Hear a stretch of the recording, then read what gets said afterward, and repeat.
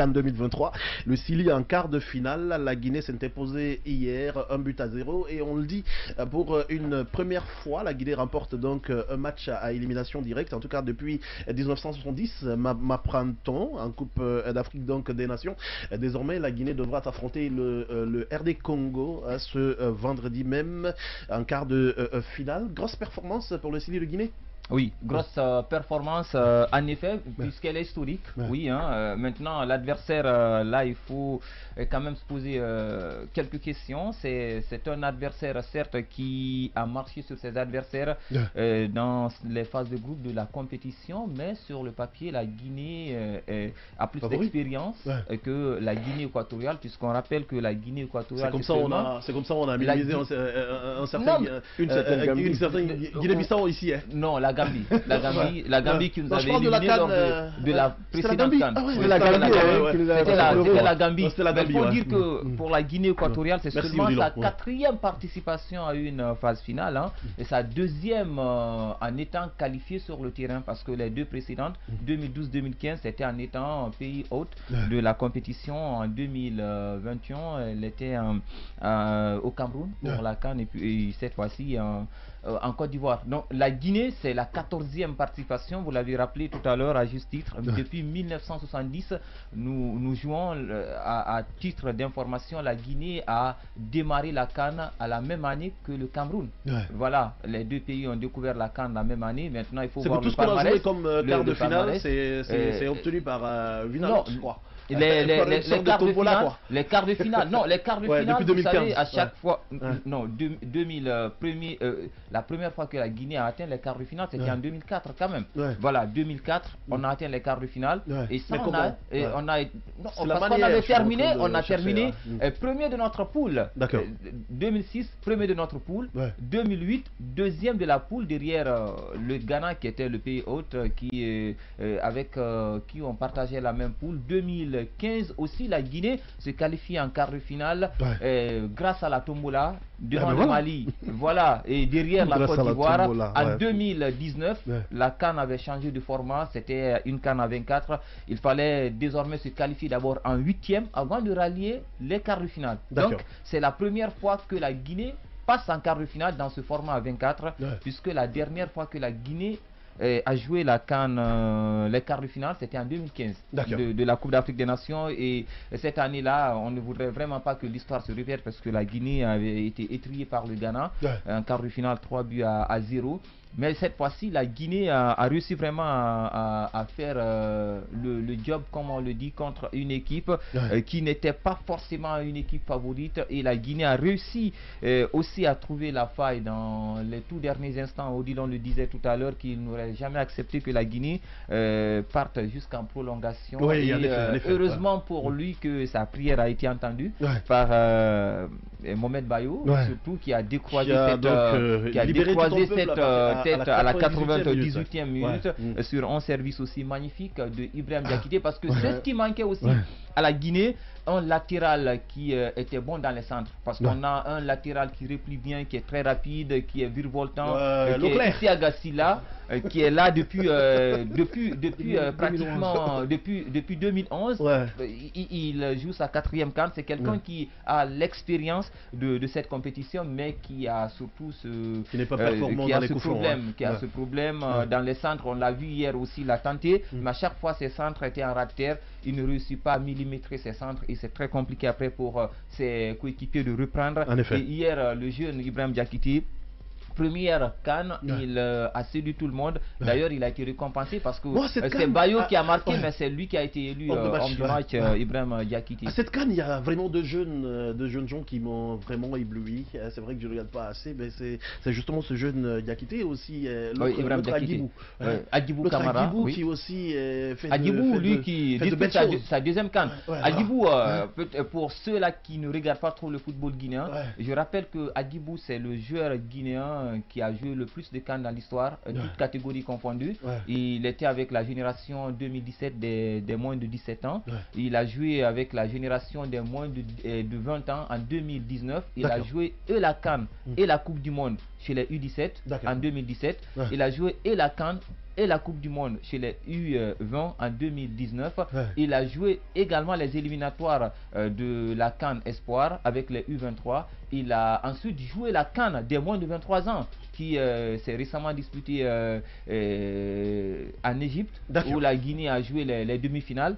Et puis il a également joué pour l'équipe locale de la Guinée. Et pour la Coupe d'Afrique des Nations seniors, c'est la deuxième fois. Il était au Cameroun avec cette équipe. Et c'est l'accumulation, on peut le dire, de toute cette expérience qui fait de Aghibo aujourd'hui l'homme du moment pour le Sili national. C'est le meilleur joueur guinéen de cette Coupe d'Afrique des Nations, tout simplement. Non, il ne faut pas le cacher, il faut le dire. Odilon, comment tu as trouvé la sortie hier du Sili national? Rassurant ou pas? Parce que pour beaucoup de personnes, il y a aussi le rouge de l'autre camp qui a joué en notre faveur. Ce match d'hier m'a amené davantage à respecter ce Sili national. Parce que là, ça m'a rappelé son match contre le Cameroun. Où pratiquement toute la deuxième période, la Guinée a joué en infériorité numérique.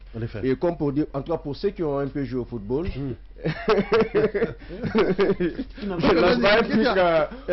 contre Ghané.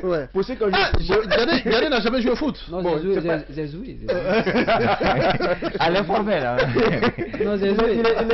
Ah ouais? Bon, la remarque est que, en tout cas, dans les compétitions de ce genre, il est souvent très difficile de jouer contre une équipe qui est en infériorité numérique. Parce que quand c'est comme ça, ça change automatiquement le chemin du jeu. Et hier, moi j'ai aimé encore le coaching. On a senti ça hier parce que les gars étaient beaucoup plus défensifs. Au début, les deux équipes étaient méfiantes parce que. Très méfiantes. Voilà, notre collègue le dit, on en parlait en off.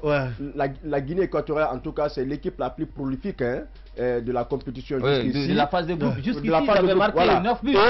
Et mieux, c'est l'équipe qui a vraiment fait couler les larmes au pays organisateur. Donc, du coup, jouer contre une telle équipe, il fallait commencer avec une certaine méfiance. Et c'est ce qu'on a compris au niveau de ces deux équipes-là. La Guinée, malgré ce résultat, pratiquement, voilà, un Sili national classé 3e de sa poule, qui s'est qualifié en étant parmi le premier des meilleurs 3e. Donc, quoi qu'il en soit, mais la Guinée équatoriale quand même a accordé du respect à cette équipe-là. Donc au départ, les deux équipes se méfiaient l'une de l'autre, mais le carton rouge nous aura peut-être aidé. Et l'autre chose encore, pour dire que le dieu du foot était de notre côté, c'est quand l'attaquant, le meilleur buteur de la compétition, manque son penalty. Ah bon, j'ai dit, ok, gloire à Dieu. Et enfin, à la dernière minute, voilà, on a été récompensé. Lui qui a avec lui d'ailleurs 5 buts marqués. Oui, 5 buts, c'est encore lui le meilleur buteur de la CAN. En attendant, les autres. Mais qui malheureusement a raté ce penalty hier. Oui, procureur, comment tu regardes? Vous me regardez avec un sourire, je ne sais pas ce que vous voulez. Oui, mais je suis content pour la victoire. Merci beaucoup. Tu es content aussi ou pas? Non, mais je suis content. Donc dis-moi, comment tu as suivi le match d'hier? Comment tu analyses tout ça? Moi, il faut dire sincèrement que le match du Sili national hier, c'est vrai que la victoire, c'est celle qui est souhaitée par tous les supporters et les Guinéens particulièrement, parce que vraiment on pouvait faire mieux, hein, c'est ça?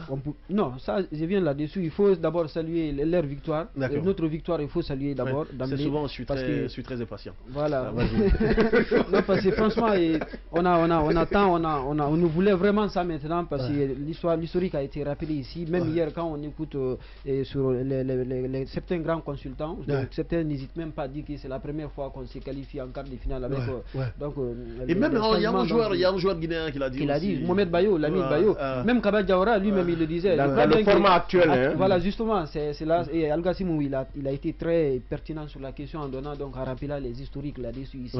Donc c'est ce qui est important ici. Mais moi, particulièrement, le côté personnel, je dirais que j'étais déçu de cette équipe hier avant la victoire ici, parce que vraiment, je m'attendais à un score vraiment soviétique contre la Guinée équatoriale ici, parce que c'est ce qu'il disait Kaba Diawara lui-même, pour dire que bon, c'est une tactique, les joueurs ont respecté la consigne, c'était pour éviter une grande équipe comme le Nigeria, et je ne sais pas, avec d'autres encore qui pouvaient rencontrer, dont la Guinée pouvait rencontrer ici. Et finalement, on rencontre celle qu'on voulait, mais malheureusement, jusqu'à la dernière minute, on marque donc pour faire dans les temps additionnels, avec une supériorité, n'est-ce pas, numérique de plus de 30 ou 40 minutes ici. Il va sans dire que si cette équipe était restée vraiment avec son effectif ici, on allait jouer sans risque de se tromper les 130 minutes. D'accord. Ça, il n'y a pas de dans les prolongations. Oui, les prolongations, on était pratiquement destinés à cela. Et la deuxième déception, c'est lorsque l'entraîneur se permettait, disait c'était son plan de jeu libre à lui d'apprécier, c'est lui qui connaît, qu'on appelle l'attention, et comme on le dit, les grands matchs avec les détails, c'est lui qui connaît. Mais on ne peut pas quand même demander à une équipe qui s'est recroquevillée et demander aussi, n'est-ce pas, à la tienne de faire la même chose ici. Moi, je trouve ça, non, je trouve cela vraiment... Parce encore une fois, revenons là-dessus, les deux équipes étaient méfiantes l'une de l'autre. Non, même si les équipes étaient... Mais quand en fait, personne... C'est comme... je prends la vie pratique. Vous êtes à la recherche de votre adversaire, ok? Pendant que l'adversaire essaie de se cacher, n'est-ce pas, et dans sa chambre, vous dites que non, moi aussi je vais retourner à la maison pour me cacher ici. Voilà. C'est cette hypothèse dont moi j'ai compris. Je disais que c'était fini pour nous. Et franchement, les supporters, en tout cas, comme moi hier, ont souffert vraiment de cette impatience ici, de cette tactique ici. Je pense bien qu'on a gagné, mais vraiment, on a gagné avec, en tout cas, en suspense, il faut le dire comme ça. Oui, mais en tout cas, nous, on a pleuré avec Kaba Diawara hier. Oui, mais il faut dire que le football moderne, en fait, il se pratique tactiquement, surtout parce que il ne faudrait pas penser que parce que vous êtes en infériorité, l'adversaire est en infériorité numérique, qu'on peut tout de suite battre cette équipe.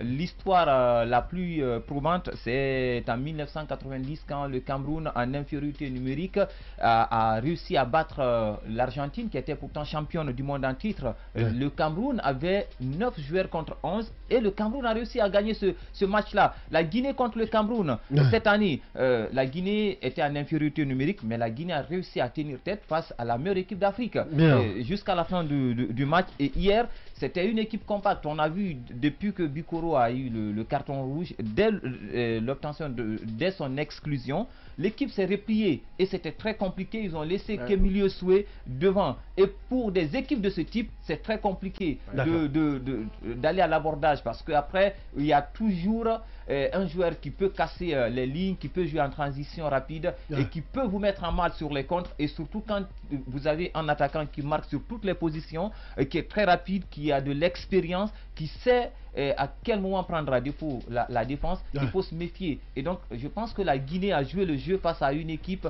qui n'était pas à son niveau dans le match. Ça, c'est des circonstances du match qui peuvent advenir.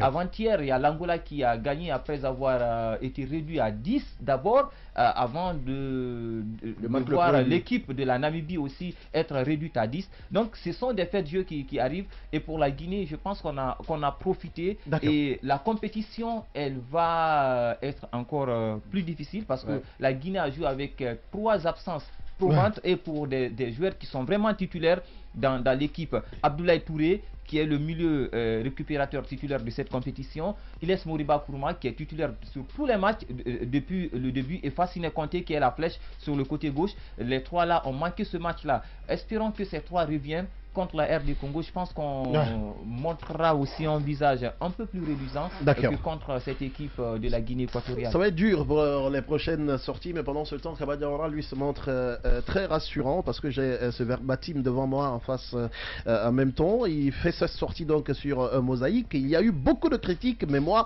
je savais que ce groupe avait de la qualité. Inch'Allah, on ira en demi-finale. Hein? Quand l'entraîneur se montre beaucoup plus rassurant, on est mais il faut être optimiste. On est dans une compétition. Tout peut arriver. Parce que ça a critiqué aussi. Non, mais c'est ce que nous souhaitons depuis sa venue à la tête. Les critiques voilà, c'est ça. Sinon, il ne jouait pas avec ce classement. Bien. Dans le défi.